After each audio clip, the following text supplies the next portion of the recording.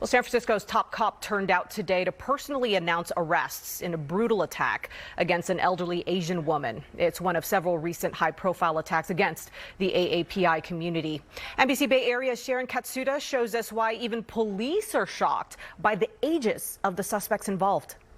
18-year-old Oakland resident Daryl Moore and 3 juvenile suspects ages 11, 13, and 14. Police say these are the suspects who beat a 70-year-old Asian woman who goes by Mrs. Ren in a daylight attack on Francisco Street last month. Due to a language barrier, the victim did not know what the suspects were saying. When the victim turned to enter the lobby of the building, the suspects followed her, physically attacked her, stole her property, and fled the scene. In these 2 years, seniors have to face the threat of COVID and bear the fear of the attack.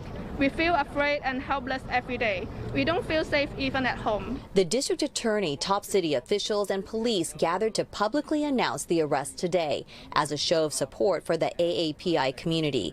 They also once again vowed to end what many say is a cycle of attacks against the Asian community.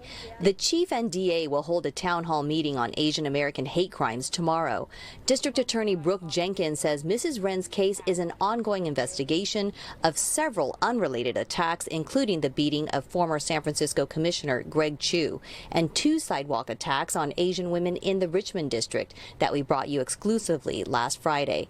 For the moment, the DA has declined to file hate crime charges against the suspects in this case or the man arrested in Commissioner Chu's attack.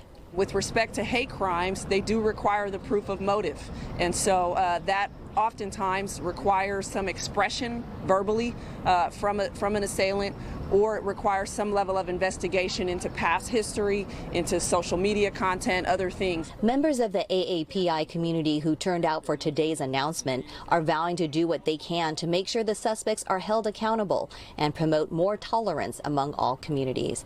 In San Francisco, Sharon Katsuda, NBC Bay Area News.